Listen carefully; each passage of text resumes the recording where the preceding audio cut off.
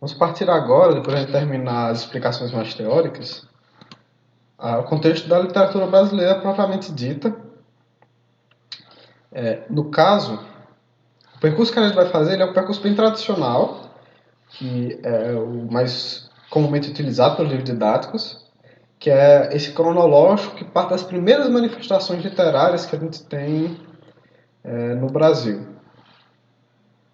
É bom a gente fazer essa diferenciação, quando eu estou usando o texto manifestação literária, porque muita gente, apesar desse já ser um termo bem batido, quando a gente estiver falando de uma literatura no século XVI, ali 1500, 1550, até o final do século, já é um termo que a gente usa, porque ainda não se fala em Brasil.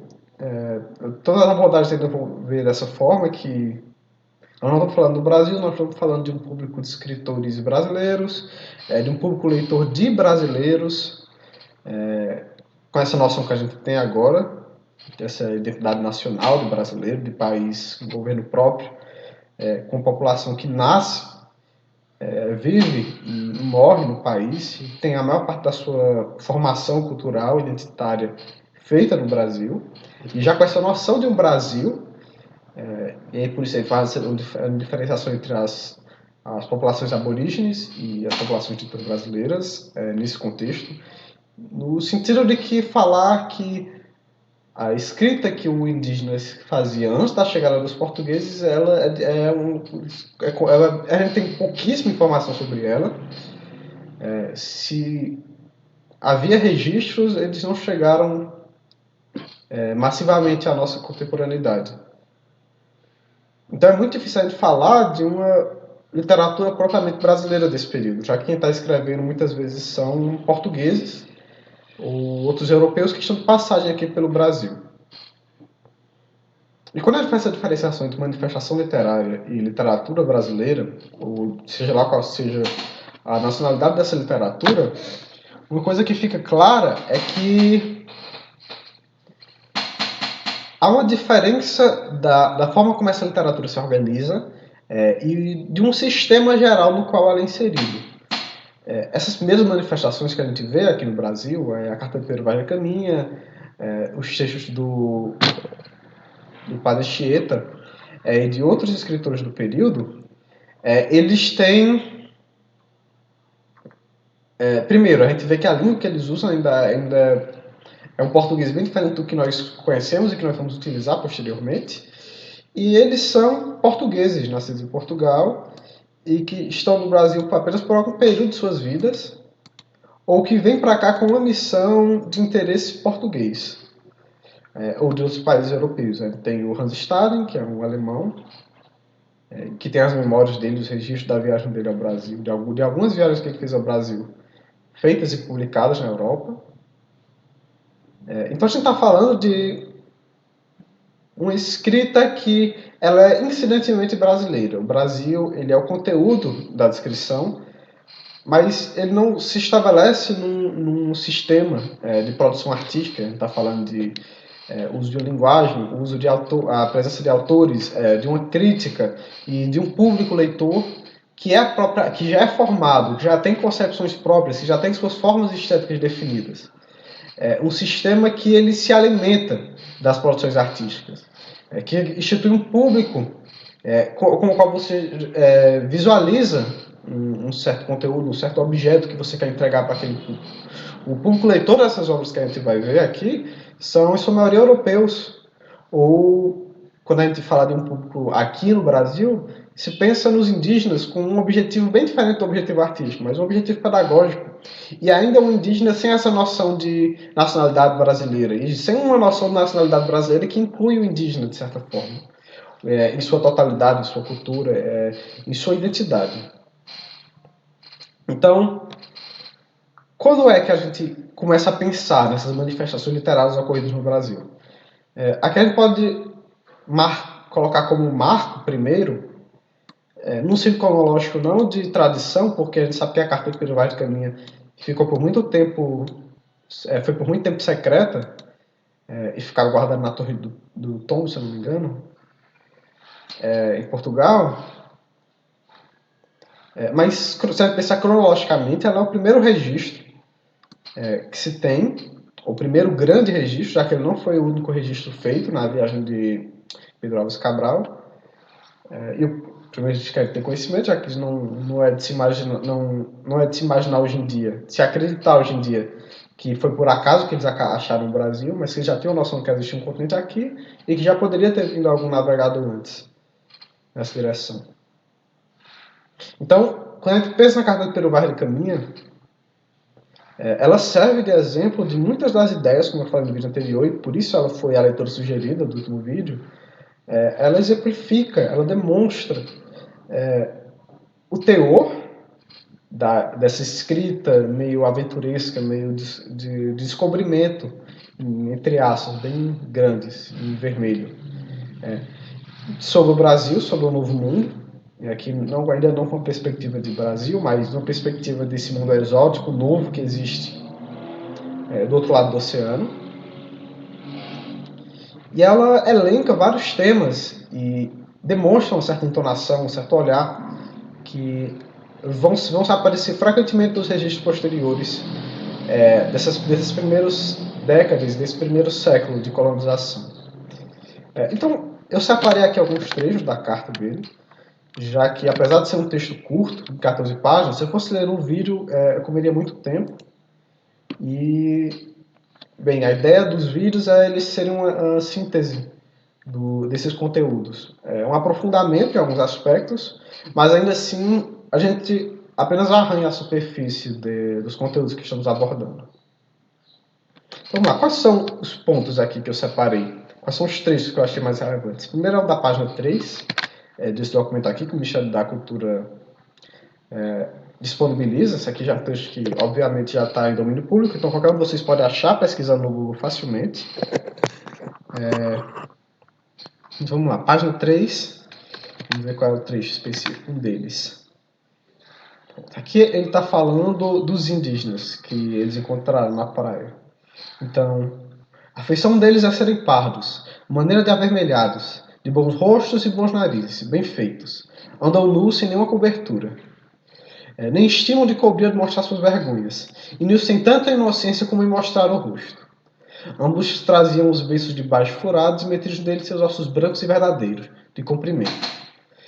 De comprimento de uma mão de travessa, da grossura do fuso de algodão, agudos na ponta como um furador. Então a gente vê que tem um teor bem descritivo da carta, lembrando que é uma carta feita ao rei de Portugal, explicando o que eles encontraram aqui no Brasil, o que eles encontraram no final da navegação.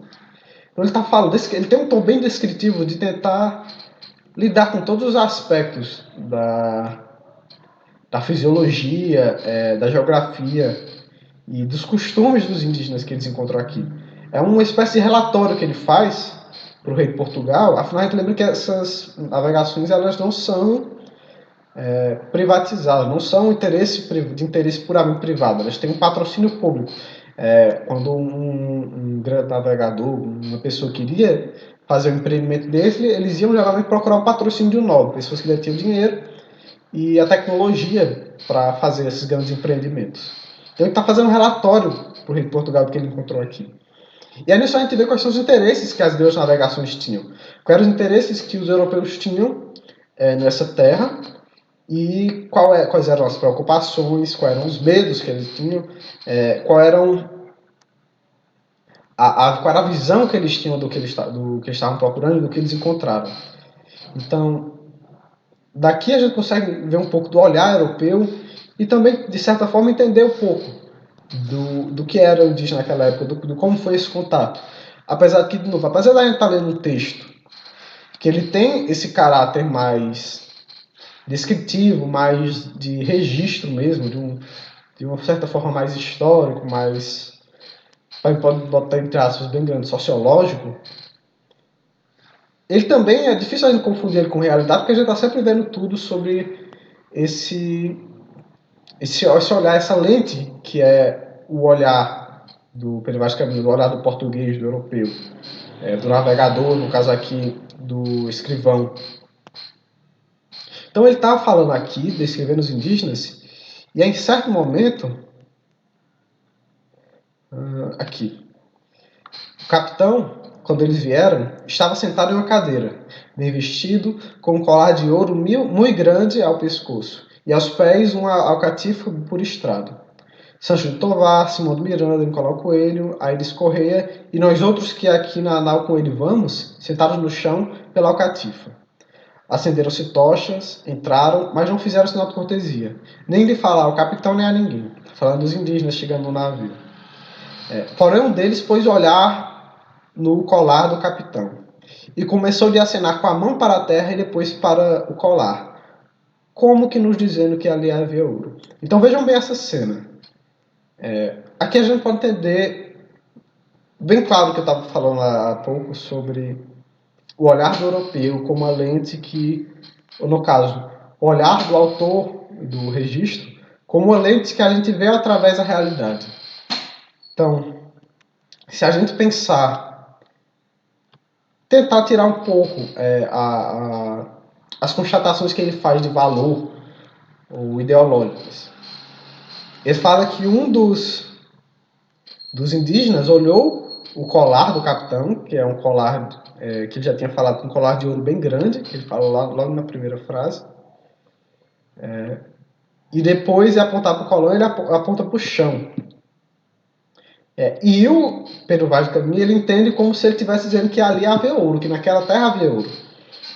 Então a gente vê duas coisas. Primeiro, o que o Pedro Vaz de Caminha, apesar de ter uma dificuldade de linguagem, né, dos dois falam línguas diferentes, ele entende aquela gestualização do índio como de uma forma que, de certa forma, é benéfica para ele, ou para eles. Vamos lembrar que ele está escrevendo essa carta para o rei de Portugal. Então, o que ele pode estar querendo dizer, e que parece ser bem evidente, ele está querendo dar sinais para o rei de Portugal que, olha, foi um bom investimento que você fez na gente, então você não devia se arrepender de ter dado dinheiro para a gente vir para cá, porque apesar da gente não ter achado ouro, que isso é o que a gente vê ao longo da carta, que eles não acham ouro, não vem nenhum indígena andando com ouro, que, olha, isso aqui é um sinal de que talvez tenha ouro nessa terra. Talvez quando esse indígena esteja falando isso, e aqui a gente vê não que ele está falando como talvez. Não quer dizer como que nos dizendo que ali havia ouro. Ele não disse como, vírgula, talvez, nos dizendo que ali havia ouro. Ele está assumindo que aquilo é uma forma dele dizer que havia ouro. E se a gente pensar na situação, a gente pode assumir que ele esteja só dizendo que queria que colocasse no chão. Me dê aqui esse colar que você tem. E a mesma coisa ele faz com o castiçal, com o castiçal de prata. Também olhou para o castiçal de prata e assim mesmo assinava para a terra e novamente para o castiçal, como se lá também houvesse prata. De novo, ele está assumindo que aquele sinal que o índio está, que pode ser uma variedade de coisas, que ele é um sinal do índio mostrando que ali havia prata naquela terra. E na verdade, me parece até pouco provável a gente pensar que o índio está entendendo que o português quer aqueles materiais e ele está dando dicas do que é que ele vai encontrar na Terra. Me parece, do ponto de vista, mais que ele está só dizendo para colocar ele no chão, para entregar para ele esse objeto brilhante. Que ele tem interesse em ver aquilo que ele nunca tinha visto antes e que ele acha bonito e que por isso quer. Ou que quer trocar por alguma outra coisa que ele tem ali. Então, a gente vê aqui a relação que o Pedro Vaz de Caminha tem com o interlocutor dele, com o leitor dessa carta, no caso o rei de Portugal, o interesse, ele demonstra certo interesse, certas ideias que ele quer transmitir para o rei de Portugal. A gente também vê o olhar que o europeu tinha. Então, quando ele percebe isso nessa atitude do indígena, que pode nem ter acontecido, lembrando que apesar da gente estar lidando com algo que era lido como um documento, esse trecho pode ter sido inventado exatamente para tentar sugerir ao rei de Portugal que eles haviam encontrado uma terra com ouro, uma terra com prata. Mas o que a gente vê é o interesse do europeu nesses metais. E uma das razões pela qual ele efetiva essa navegação, as navegações. Então vamos para o próximo trecho aqui interessante. E esses trechos aqui são os que eu acho que mais singulares na Carta do Caminho. Porque quando a gente pensa em navegação, Geralmente se vem à mente a busca por riquezas, por grandes terras, para as quais expandir. Lembrando que Portugal é um país diminuto, cercado pela Espanha, que é historicamente um inimigo deles, e da mesma forma, e eles são isolados pelo mar, eles são separados do continente europeu pelo mar e pela Espanha. Então você tem esse interesse, você tem o interesse de buscar riquezas, por razões óbvias, e buscar terra, já que Portugal tinha essa limitação geográfica. Mas eles têm outro interesse, que ele aparece ao mesmo tempo como um interesse genuíno, de certa forma, mas com uma justificativa para esses dois primeiros, que é a catequização, o espalhar a fé cristã. Esse, inclusive, era uma das razões que eles usavam para as explorações que eles faziam na África, de vou levar a fé cristã para esse povo pagão, ou para esse povo sem Deus. E isso é recorrente, extremamente recorrente no olhar do caminho. Talvez até mais recorrente do que esse olhar em busca de riquezas. Então a gente tem uma descrição da terra, um interesse por riquezas e um olhar cristianizador, um olhar cristão, um olhar que procura espalhar a palavra de Deus, do Deus cristão, do Deus católico. Então, na página 12, logo perto do final, e segundo... cadê?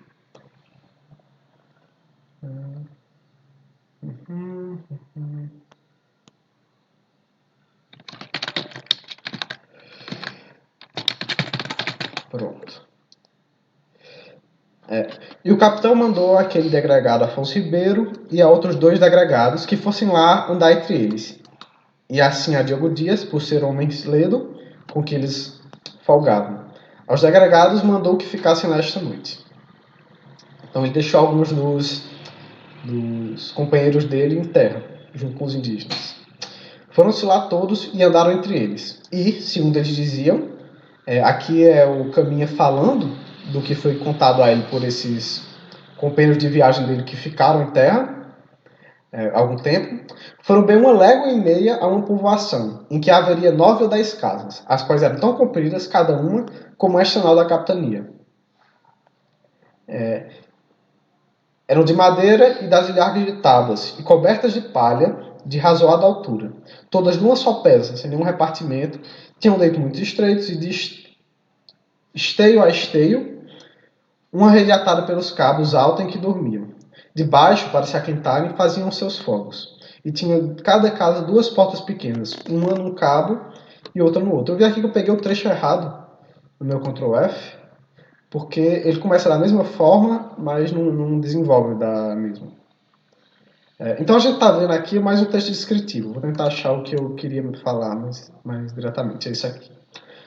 E segundo o que a mim e a todos pareceu, esta gente não esclarece outra coisa para ser toda cristã, se não entendermos, porque assim tomavam aquilo que nos vinham fazer, como nós mesmos, e por onde nos pareceu a todos que nenhuma idolatria, nenhuma adoração tem. E bem creio que, se Vossa Alteza aqui mandar que entre eles mais devagar ande, que todos eles serão tornados ao desejo de Vossa Alteza. E por isso, se alguém vier, não deixe logo de vir clérigo para os batizar, porque já então terão mais conhecimento de nossa fé, pelos 2 degredados, que aqui entre eles ficam, os quais, ambos, hoje também comungaram. Então alguns ficaram, antes, enquanto eles partiam de volta para Portugal, depois de chegarem ao Brasil. E nesse trecho, além daquele que eu já tinha falado, desse olhar de ficar tentando enxergar a possibilidade de cristianizar os indígenas, que além de 2 traços, que além da preocupação cristianizadora. Que é não ver na forma de vida indígena uma adoração nos padrões que eles veem. Então, eles presumem e não vê, por exemplo, o uso de uma simbologia como a deles, como a cristã, que a gente pode pensar. O caminho não vê neles uma idolatria própria, uma religião própria. E a gente sabe que isso percebe que a gente sabe que os indígenas têm seus cultos próprios, sua própria religiosidade, suas próprias divindades, para se dizer, embora nem sempre precise usar esses termos para se referir a eles, mas que por não ver algo parecido com o que eles presumem como religião, eles presumem automaticamente que os indígenas não têm uma religião. E não só isso, e é que a gente passa para o segundo trecho interessante dessa parte da carta, é que o Caminha, ele vê que a religião é um meio para a dominação, que seguir a fé da coroa portuguesa é uma forma de facilitar que eles sigam os desejos da coroa portuguesa. Então, seguir a religião de Portugal não é simplesmente crer nos mesmos ideais de moral e de crenças ideológicas gerais que segue a coroa portuguesa, mas é também uma forma de aliar os interesses com o interesse político da coroa portuguesa. É você alinhar aquela população àquilo que você crê como benéfico. É você dominar aquela população. Uma vez que eles sigam a mesma religião que a sua, é mais fácil converter eles ao seu domínio. Então a gente vê que não é um interesse puramente religioso, não é só salvar as almas, como em vários trechos eles vão alegar. Eles não estão indo ali só para salvar as almas dos indígenas, entre aspas, mas para converter eles às crenças daquela nação, ter eles como aliados e ter eles como uma mão de obra para obter os recursos econômicos que Portugal procura. E o tempo todo, eles veem essa inocência, essa falta de precaução dos indígenas, seja por não esconderem seu corpo, seja por eles andarem nus, ou pela forma como eles se aproximam e ouvem os cultos dos portugueses, ou por eles não serem hostis à chegada das naus, que tudo isso é visto o tempo todo como um sinal de que vai ser fácil converter eles. Em outro momento, eles têm um olhar do homem ou da mulher indígena, um olhar adâmico, que isso aqui eu vou explorar mais a seguir em alguns tópicos adiante, mas é um sinal dessa coisa do homem intocado, do homem incorruptível.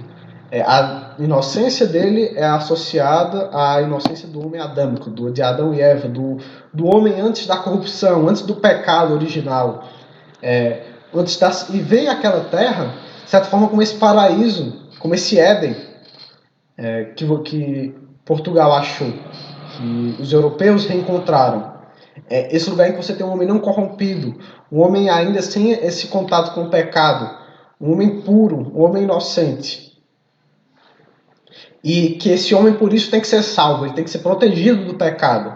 E a forma de proteger ele é com a salvação, é com a conversão para a fé cristã e católica e seguindo a coroa portuguesa. E que Portugal teria esse dever, de certa forma. Essa ideia de uma missão cristã, uma missão religiosa, de convertê-los e de colocá-los sob o jugo português. Então, aqui fazendo uma digressão da carta de Pedro Caminha, passando para um contexto mais histórico, a gente vê nesse período o interesse expansivo marítimo de algumas potências, principalmente da Espanha e de Portugal. Isso prévio à descoberta do Novo Mundo, das Américas. Já no cuidado que eles têm, nesse empreendimento que eles fazem na África, em direção às Índias, em direção a estabelecer novas rotas comerciais, em invadir o norte da África, em fundar colônias, postos de navegação, postos que vão permitir a eles alcançar locais mais distantes da Ásia e da Oceania, até com o descobrimento da Oceania, descobrimento entre aspas de novo, a gente vê esse interesse em obter novas riquezas, né?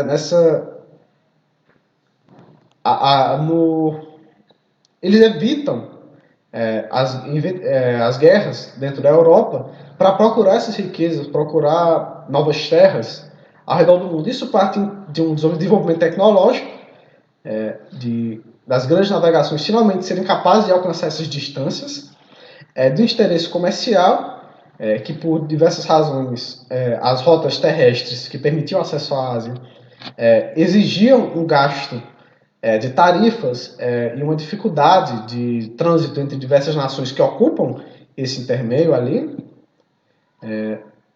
E como alternativa para esses países litorâneos ali do leste europeu, desculpa, do oeste europeu, como Portugal e Espanha, a gente pode pensar até na Inglaterra, esse interesse em procurar rotas marítimas. E aí a gente tem interesse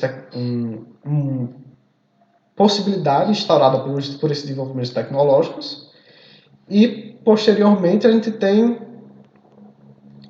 nesse uso dessas novas colônias descobertas, com diversas razões, seja para o plantio das monoculturas, das plantations e do descobrimento de recursos minerais, a gente vê essa busca pelos novos mundos. E aí, como forma de justificação, de justificar a ida a esses novos lugares, e de uma certa forma evitar conflitos com outros países cristãos, eles veem a ideia da religião como justificativa. Então, eu não estou indo para um novo mundo, eu não estou instituindo colônias na África e nas Américas, não porque eu quero dinheiro, porque eu quero engrandecer Portugal, mas porque eu quero trazer Deus para aqueles indígenas. Então, é uma forma de justificar um interesse econômico e várias atrocidades realizadas por um ideal religioso.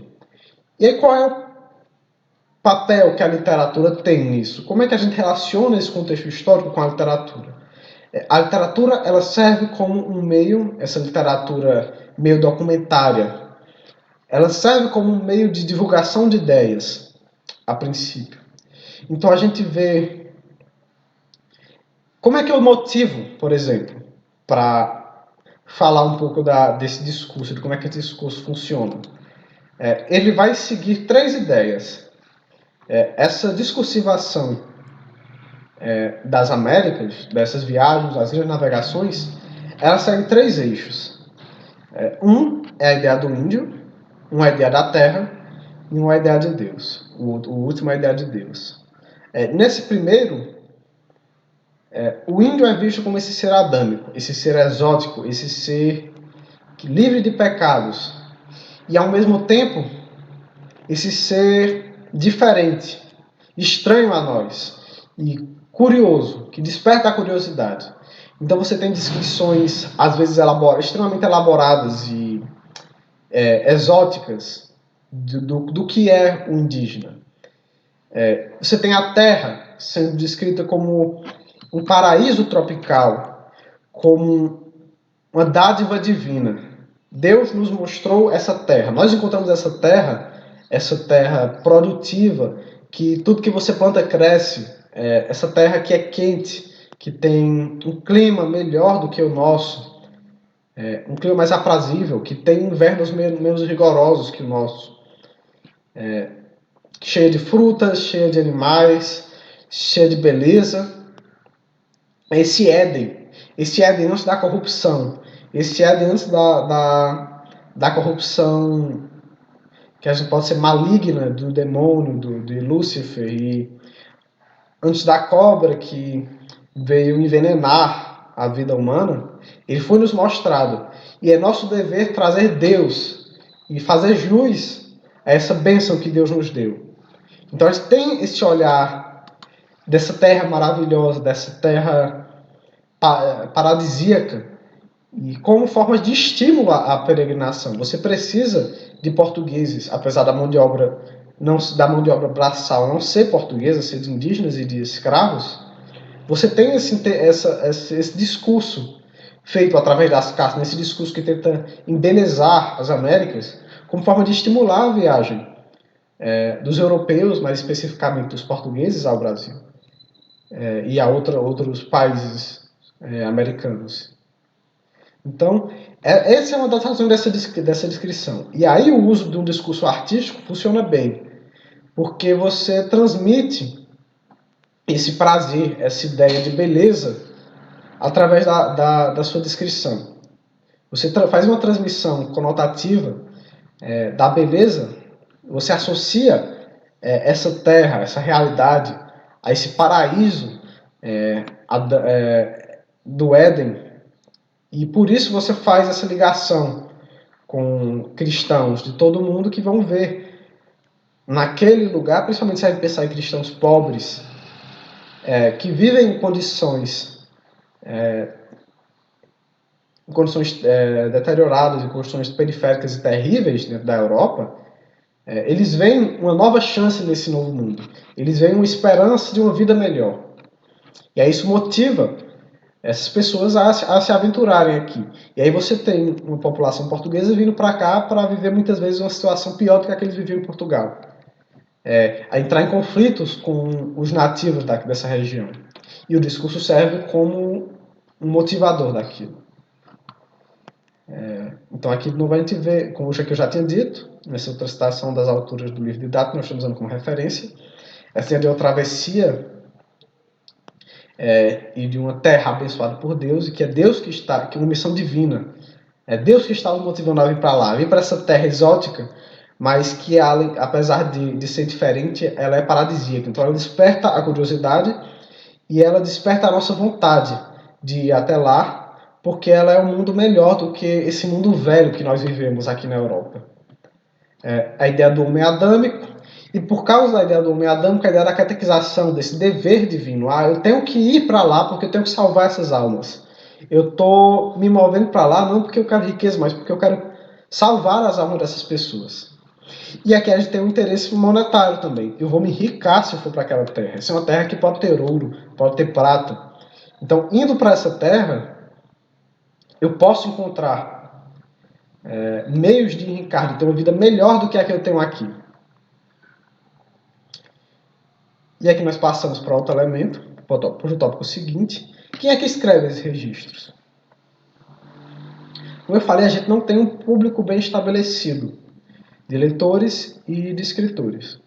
Quando a gente fala nessas primeiras manifestações, principalmente nesse início do século XVI, nós vemos que há uma diversidade de escritores, todos com esses temas em comum, religião, riquezas e a descrição dessa terra, da terra exotizada. Mas nós vemos que são diversas pessoas que escrevem isso. Nós temos os escrivães das naus e das missões, que aqui a gente pode associar mais a um poder estatal, a coroa portuguesa ou a coroa espanhola.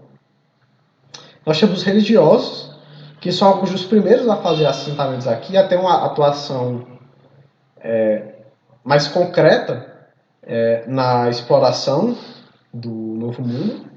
Nós temos aventureiros, que aqui eu coloquei entre aspas, porque a gente tem uma concepção de aventureiro que muitas vezes ela tem um caráter heróico, de certa forma, de a gente pensar no aventureiro como aquela pessoa que vai enfrentar perigos e desbravar terras inabitadas, enfrentar criaturas, monstros ou povos agressivos e que são inimigos deles.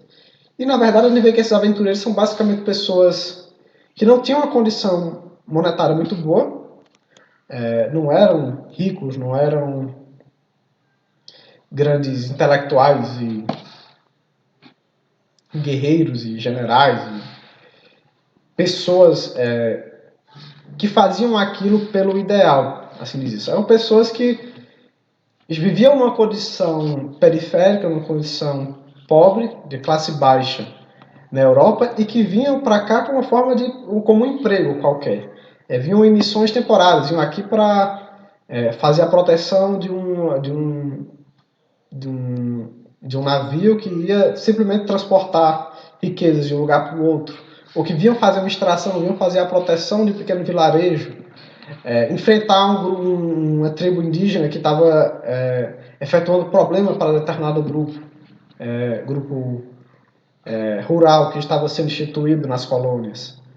Então, o que a gente vê nessa ideia dos aventureiros são pessoas que, e aqui diferencia eles, pessoas que não têm um interesse propriamente que parte do registro. O registro ele se torna, de certa forma, consequência daquilo.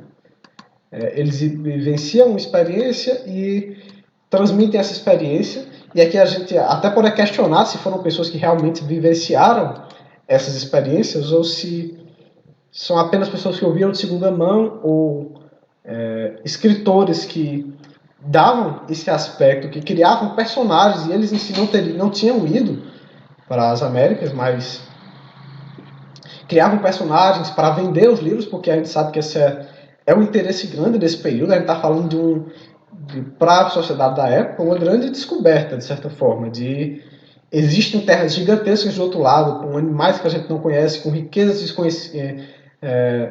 gigantescas, com talvez criaturas, monstros, com um povo que é diferente do nosso.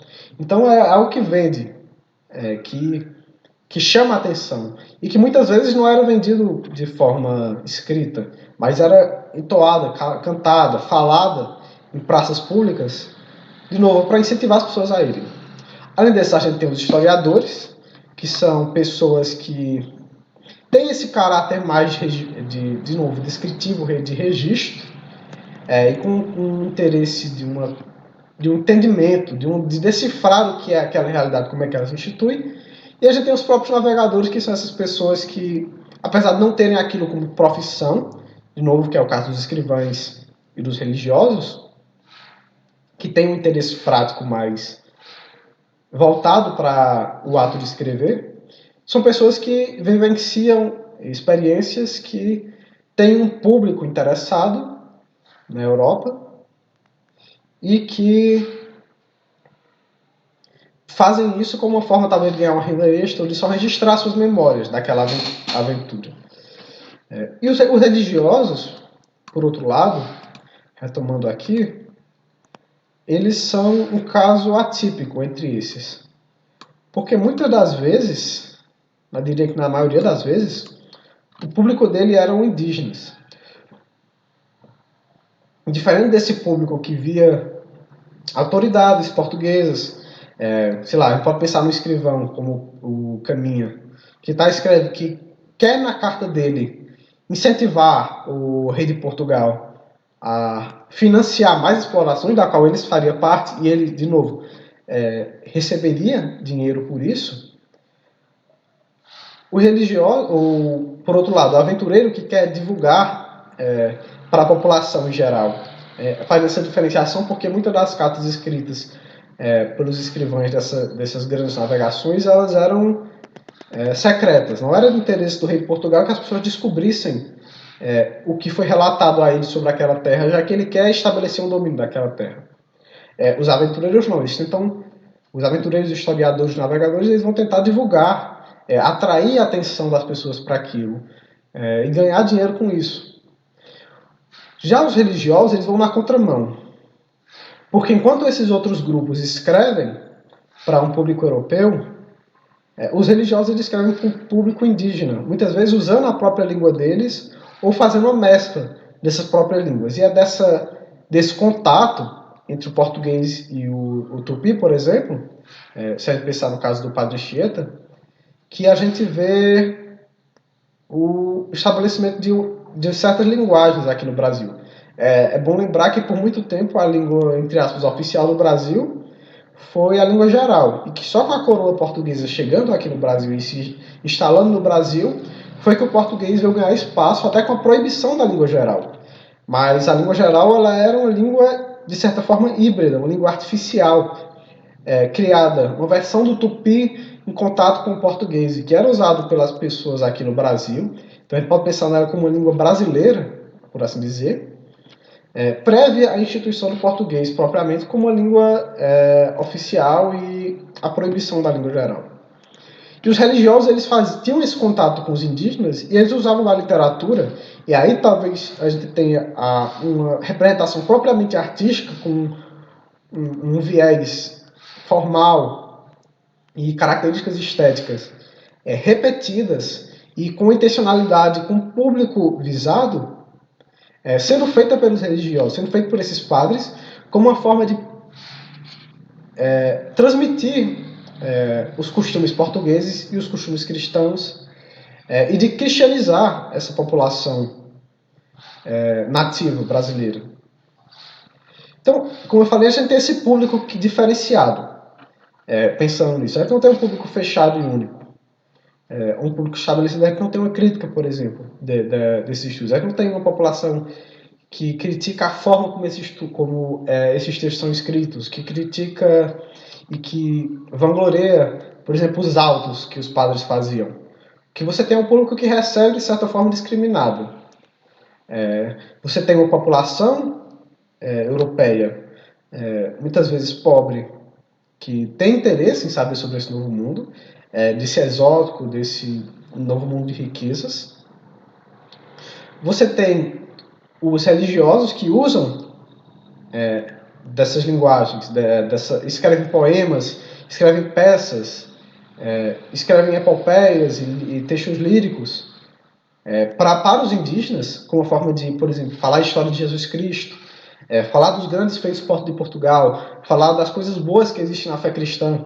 E tem como o público os indígenas, e você tem os intelectuais também. Você tem uma série de pessoas na Europa que tem interesse em saber o que está acontecendo aqui no Brasil, como é que é essa cultura, em saber como é que a relação entre o homem moderno, esse homem europeu, e o homem indígena, esse homem, entre aspas, primitivo, esse homem muitas vezes chamado adâmico, do homem sem pecado, desse homem bom, dessa ideia de novo, para recorrer aqui aos conceitos históricos, às filosofias, esse bom selvagem em algumas concepções.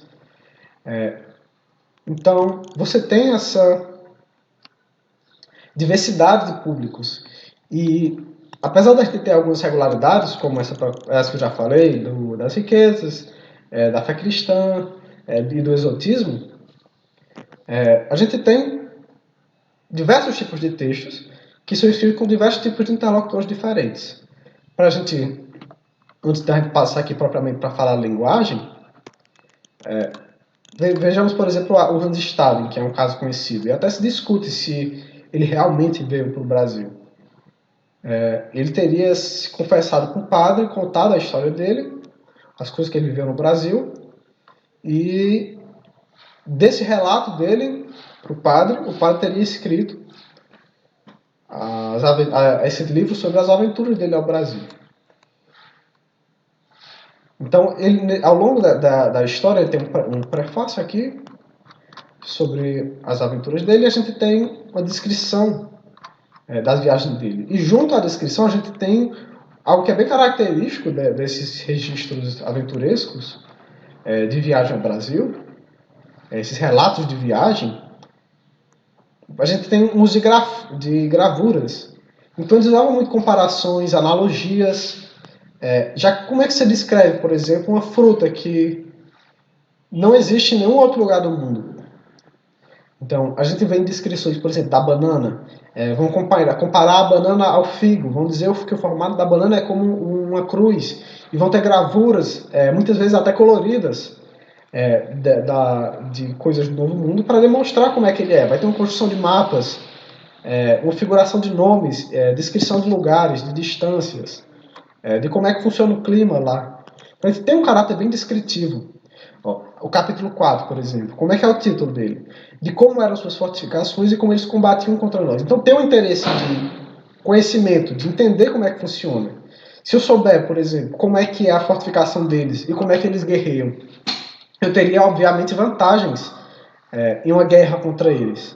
Então, eu estou preparando as pessoas da Europa para, quando elas vierem enfrentar os indígenas, como é que eles funcionam. Então, eles usam flechas, eles atacam à noite, então à noite a gente vai redobrar os nossos cuidados. Eles fazem construções de palha, então talvez seja efetivo a gente atacar isso com fogo, queimar as construções dele. Também tem um cuidado com os costumes dos indígenas, lembrando que tem, além desse cuidado mais estratégico, tem uma coisa de curiosa, de exótica.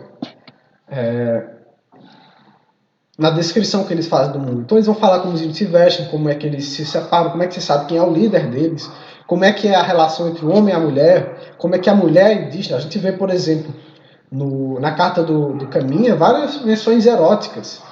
Falar que elas não eram de todos feias, que elas eram formosas, que o corpo das indígenas era bonito.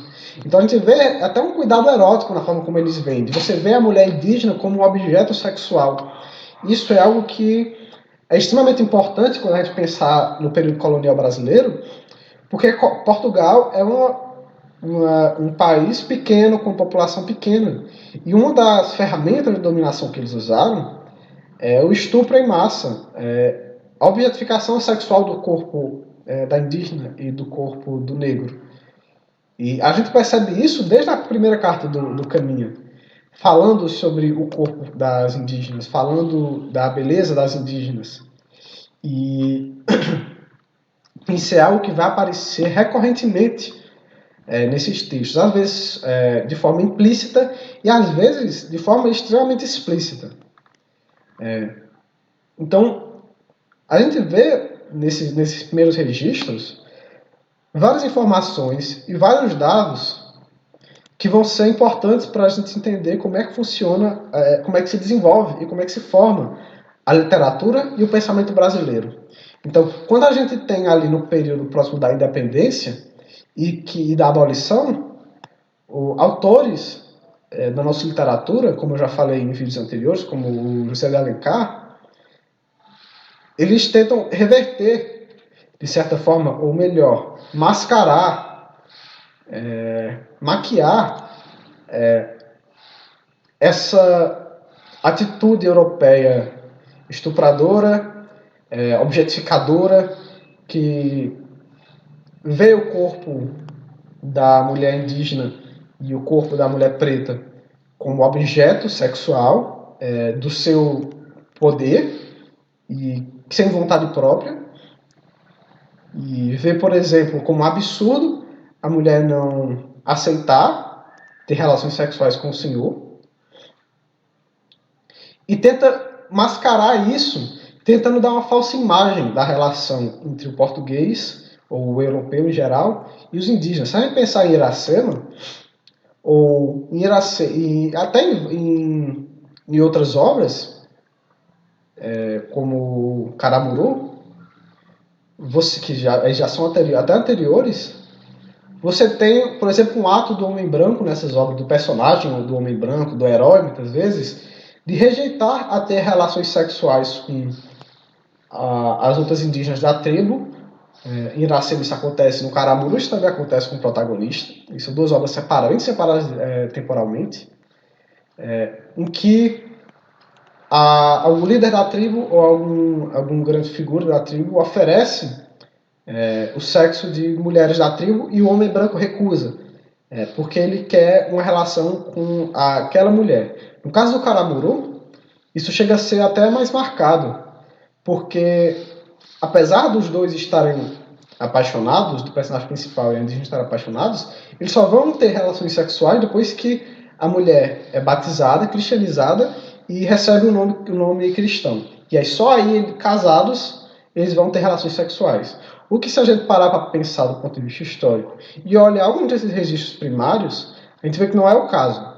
Que a gente tinha o estupro em massa, que os senhores de engenho eles faziam sexo com diversos escravos, que eles forçavam vários escravos a fazerem sexo com ele, que eles tinham escravas que ficavam dentro da casa exatamente com formando uma certa um certo harém, um certo grupo de mulheres ali com os quais ele ia ter relação sexual quando ele quisesse, e que por isso elas não iriam trabalhar na lavoura, não poderiam sofrer punições físicas da mesma forma que os outros escravos que trabalham do lado de fora teriam.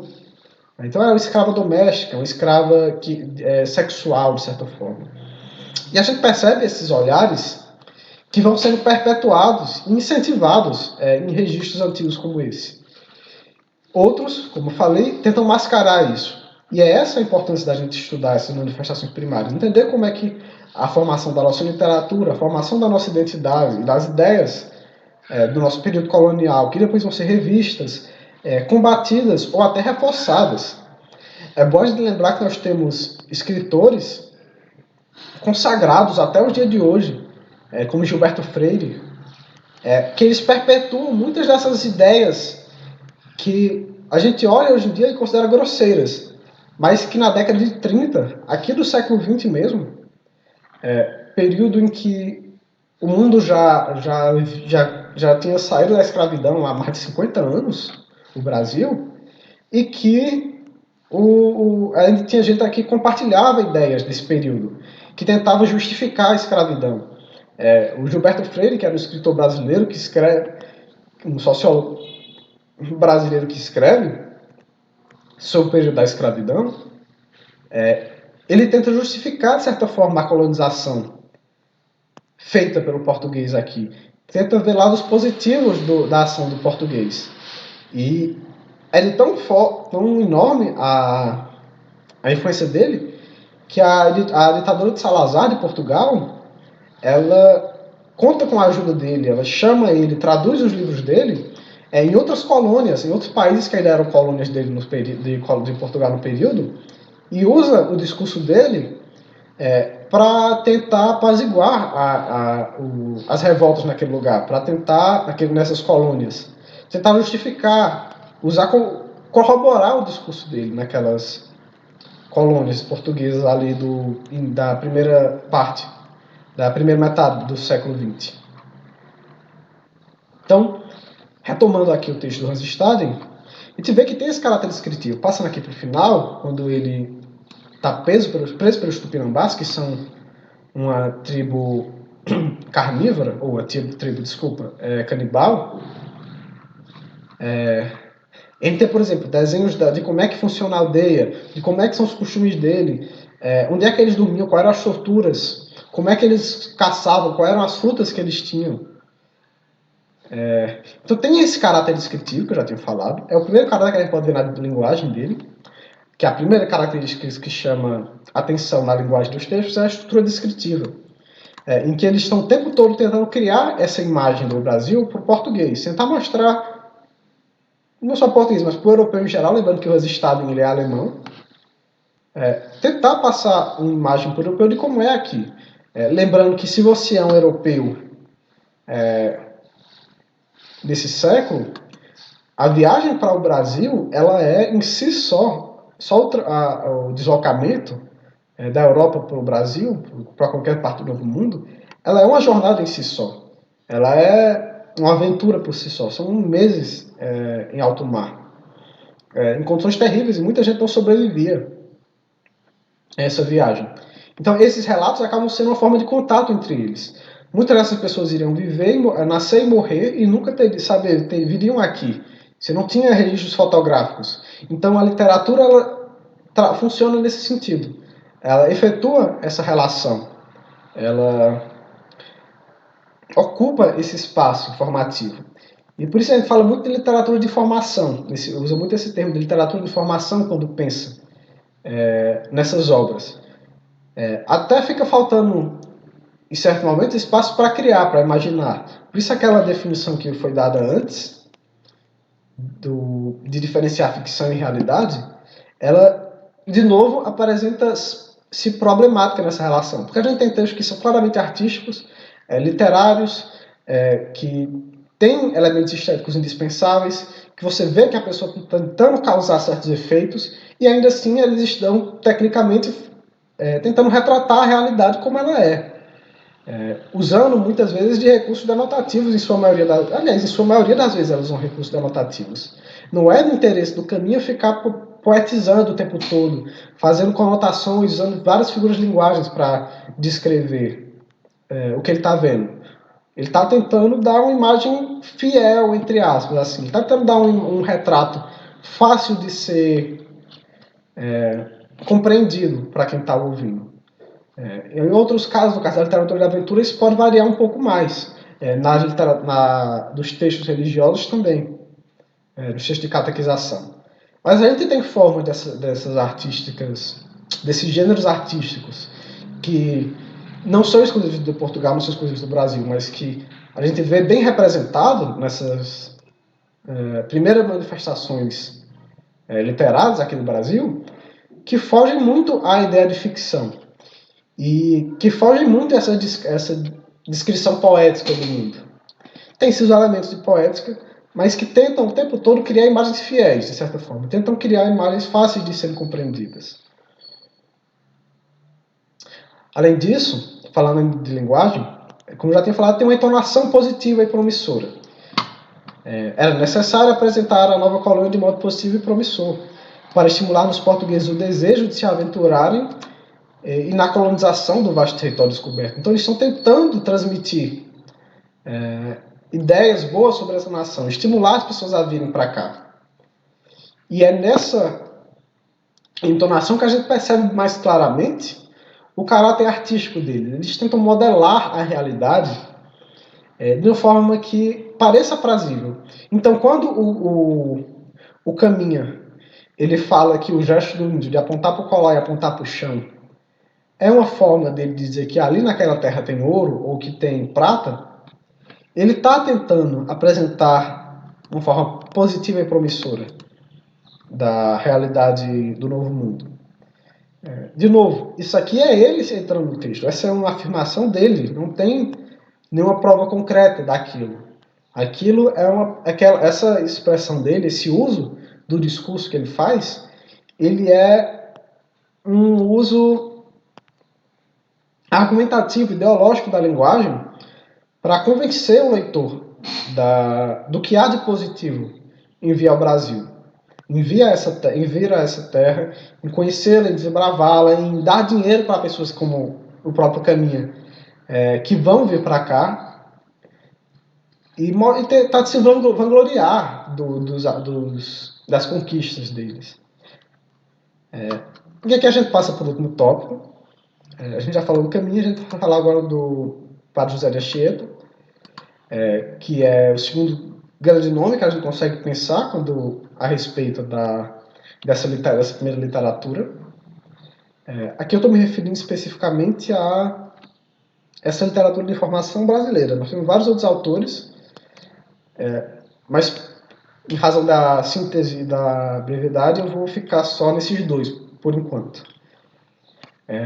O Anchieta, ele é um padre em São Paulo e ele tem uma atuação importantíssima no processo e aí de novo, aspas bem grandes, pacificação dos indígenas.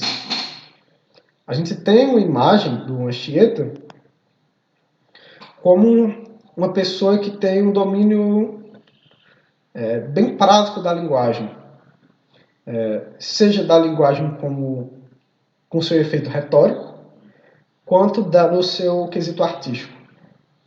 A gente tem uma ligação muito profunda entre as representações da igreja, ou entre a igreja, as ideias da igreja, e a música e a poesia lírica e ao drama. Então, o Anchieta ele usa dessas ferramentas poéticas, literárias, para convencer os indígenas, para dois fins, no caso. Com um fim pedagógico, de convencimento, de convencer eles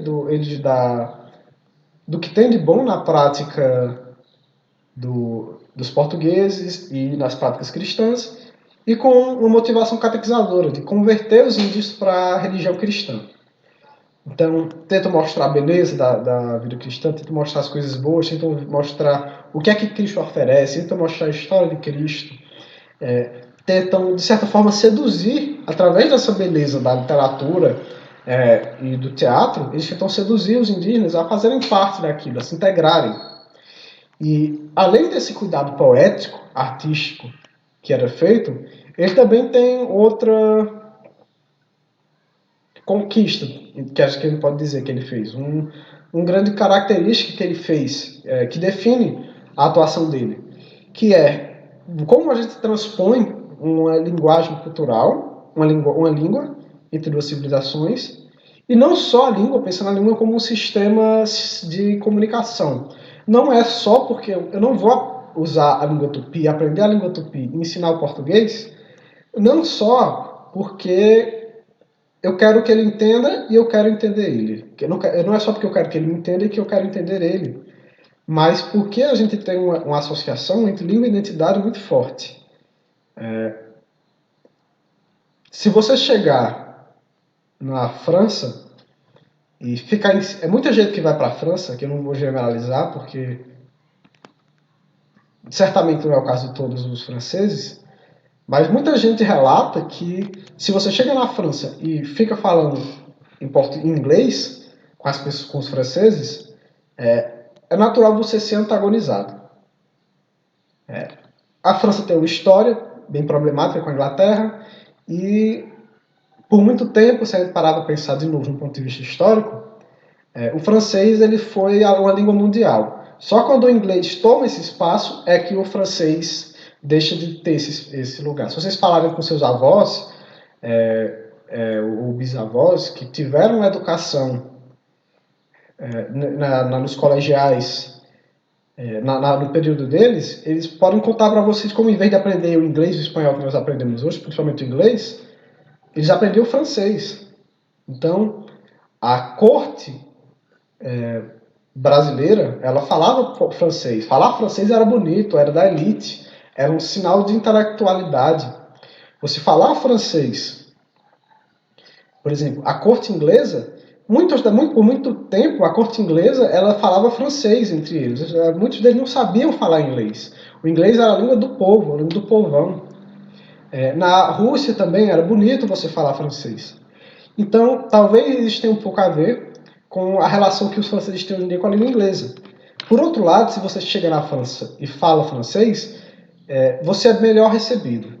Do mesmo jeito aqui no Brasil, em qualquer lugar do mundo, você saber a língua, o estrangeiro saber sua língua, demonstra uma certa empatia, uma certa inclusão, um pertencimento àquela cultura. Existe uma certa valorização. Então, o Anchieta ele faz uma gramática da língua tupi. E ele também trabalha nessa relação de tradução e de conexão entre as duas línguas, entre o tupi e o português.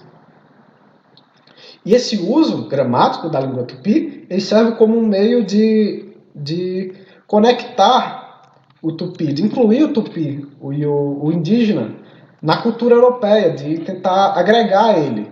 E junto com isso agregar também, lembrando que a gente está falando sempre num ideal catequésico, numa vontade de catequizar, e pensando nos ideais maiores, assim, talvez, não vou dizer que é o caso do Anchieta, porque eu não tenho estudado a fundo dele, mas nesse ideal de dominação, de trazer para você, de consumir, agregar aquela pessoa dentro da sua cultura e impor a ele suas ideias.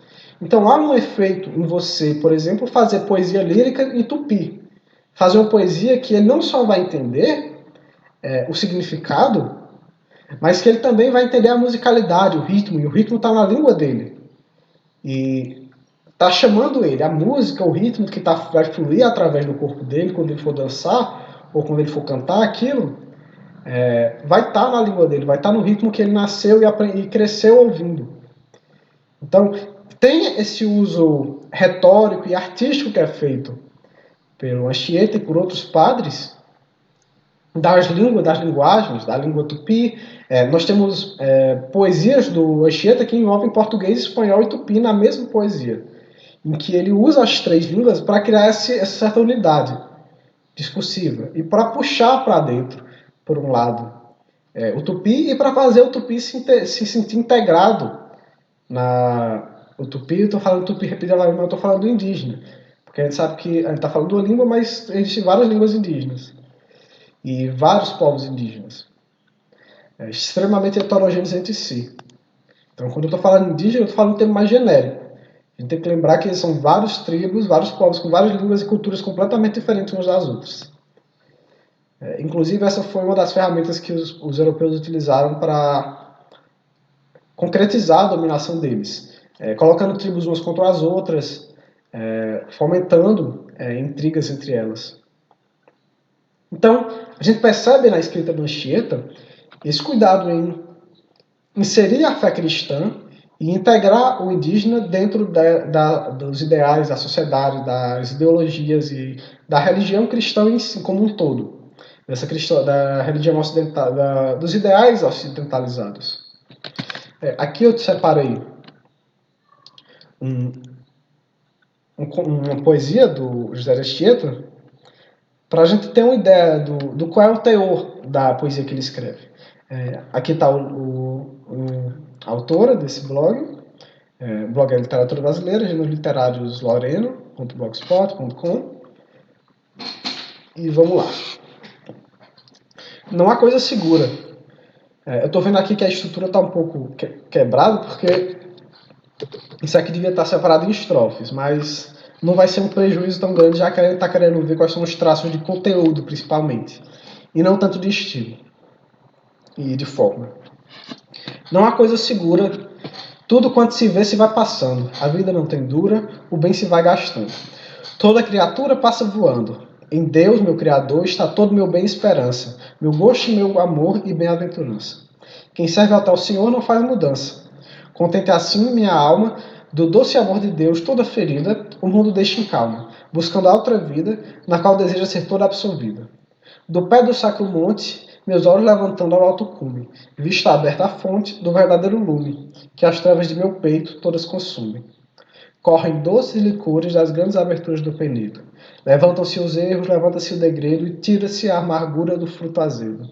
Então, falando as coisas possíveis de Deus, ele tem referências a Deus o tempo todo, ao Criador, a esperança, em ver o objetivo da vida, na crença em Deus, em procurar o prazer, a vida em si, para procurar o bom da vida na outra vida, na vida depois dessa.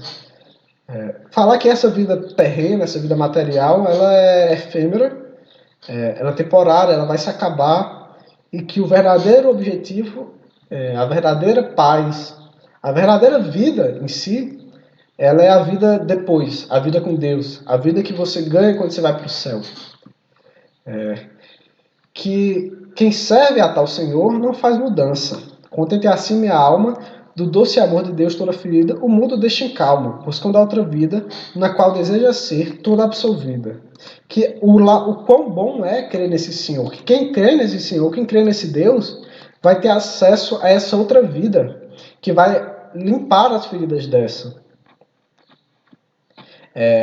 Que vai tirar as trevas do meu peito. Que lá onde correm doces licores das grandes aberturas do penedo. Onde você vai se livrar dos seus erros, da amargura da vida azeda aqui no mundo terreno. Então a gente vê esse teor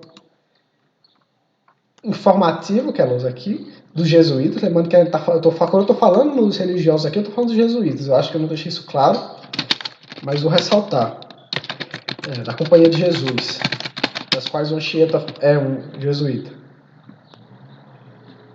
Então, a gente está falando de poesia, de um teatro que tem esse fim catequésico, de falar o que há de bom em Deus, o que há de bom em Cristo, e usar da arte para persuadir o indígena, para usar a beleza da arte para associar ela à beleza do Ocidente, à beleza de Deus, à beleza da fé cristã, à beleza da outra vida. Então você tem um efeito estético sendo usado com fins religiosos. E essa é uma característica importante quando a gente pensa em literatura, porque não precisa ser necessariamente um fim religioso. E aqui eu vou encerrando a aula nessas últimas constatações, que a literatura brasileira ela permanece por muitas gerações, se a gente parar para pensar até hoje, não só a literatura brasileira, mas muita literatura do mundo, com fins ideológicos bem claros. A gente tem uma literatura romântica a favor da independência, então a gente tem literaturas que vão, em certo momento, fazer figuras do português tentando denegrir a imagem dele para tentar separar, mostrar que o brasileiro é melhor que o português e por isso a gente deve ser independente, tentar mostrar as atrocidades que o português fez. Nós vamos ter literaturas cristãs, ou obras cristãs que vão tentar defender os valores cristãos em momentos em que há certo conflito entre eles. A gente vai ter uma literatura liberal, literatura conservadora, literaturas que contestam o status quo. A gente pode pensar em alguns dos românticos, que vão questionar a situação da sociedade, que vão fugir um pouco dessa ideia do herói, do coletivo, né? Que a gente pode pensar, por exemplo, os heróis de Iracema e de Caramuru, que são esses heróis que eles simbolizam a nação, esses heróis épicos, e que vão pegar e criar heróis individuais, heróis que vão contestar a sociedade como ela é, que vão ser maldizidos pela sociedade e que querem enfrentar ela através das suas aventuras pessoais, seja no amor, seja na sua vida profissional, seja na sua própria existência. Muito da literatura, e a gente pode pensar, saindo um pouco da literatura fechada para um conceito mais amplo, falar, por exemplo, de poesia na música, pensar em Racionais, pensar em Caetano Veloso, Chico Buarque, em literaturas, em produções artísticas. No caso Chico Buarque é interessante, a gente pode pensar em Cazuza, o caso Chico Buarque ele ganhou um prêmio de literatura. Então você tem um uso da literatura que a gente não tem como dissociar de discussões ideológicas, da discussão de ideias, de conceitos, de sociedade, de vida, de como é que a vida deve ser, de contestar o que acontece no nosso mundo. Então, aqui a gente vê que esses usos da literatura eles não são de agora, eles aparecem ali no século XVI. O que a gente tem acontecendo posteriormente, e esse é um movimento bem comum na literatura que a gente vai ver ao longo das outras obras, é a instituição de escolas e de tradições que entram em conflito umas com as outras. De você ter um movimento romântico, em seguida você ter um movimento naturalista que disputa aspectos do movimento romântico, que discutem a ideia que o romântico tinha da literatura, da vida brasileira, do herói brasileiro, do dia a dia brasileiro, como é que funciona a nossa sociedade.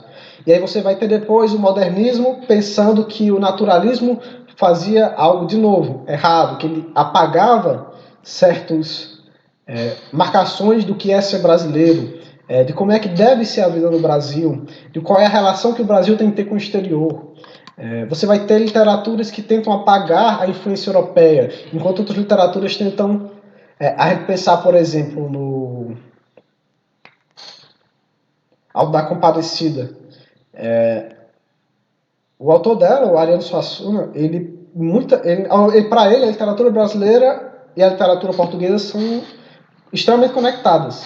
Enquanto se você for pegar outros autores, eles vão dizer que a literatura brasileira é algo separado e que a literatura portuguesa e a relação dela com a brasileira está no passado. E esses são aspectos que são sempre conflituosos e que a gente vai ver que são importantes para entender os outros períodos. Os outros movimentos que a gente vai ter ao longo do tempo. Então a gente tem relações entre uma ideia de a literatura tem que mostrar o que é particular no Brasil, a literatura tem que imitar os universais. Esse é um conceito que o Antônio Cândido discute muito.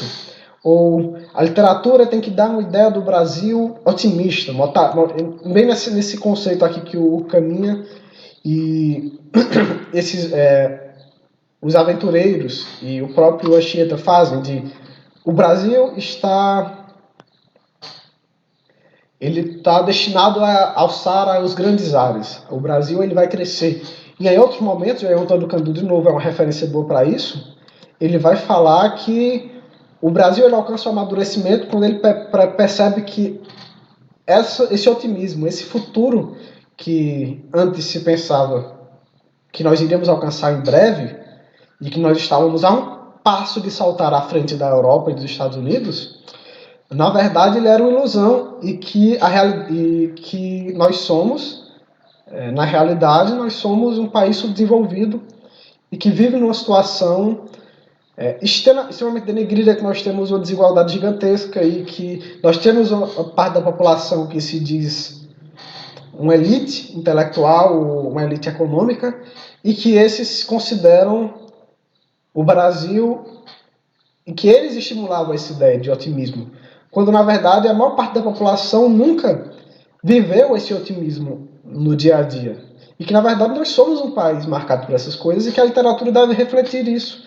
Ela deve, ao invés de tentar mascarar e pensar numa escrita conciliadora, ela deve mostrar o lado terrível, o sofrimento do brasileiro. Então, ao longo das próximas aulas, a gente vai explorar a relação que esse discurso inicial aqui que a gente tem nessas mesmas manifestações os discursos prévios e as ideias da Europa, elas têm com as consciências que os autores e com as ideias que são perpetuadas nessas obras literárias, nesses movimentos literários ao longo do tempo. Para a próxima aula, vamos entrar no Barroco. Essa vai ser a nossa leitura do Barroco vai ser um pouco mais aprofundada do que essa em si, porque ele já tem bem mais espaço para explorar, e a gente vai ver alguns autores dele. Então eu vou finalizar essa aula aqui, eu acho que ela já ficou bem mais longa que as anteriores, talvez uns 5 ou 10 minutos, pode ser só impressão minha. E de novo, qualquer dúvida, vocês podem usar os comentários daqui, podem mandar mensagens pelo WhatsApp, pela conta do Instagram, que eu já deve ter na descrição, mas eu vou colocar aqui só por brincar com consciência, Lucas 2020, esse é o endereço dela no Instagram. O meu e-mail, de novo, leonardo.amaral@urca.br. O primeiro L não é maiúsculo, o primeiro L é minúsculo. E vocês podem enviar nos comentários, nos fóruns e nesse e-mail em si, ou nesse canal do YouTube em si, os comentários no Instagram, onde vocês preferirem, onde for mais cômodo. De novo, é importante que vocês contribuam para que eu possa verificar como estão organizadas as minhas aulas, o que foi que eu errei, o que é que eu acertei, o que é que eu posso mudar, o que é que eu posso melhorar. Então, essa atenção, eu vou fechar por aqui.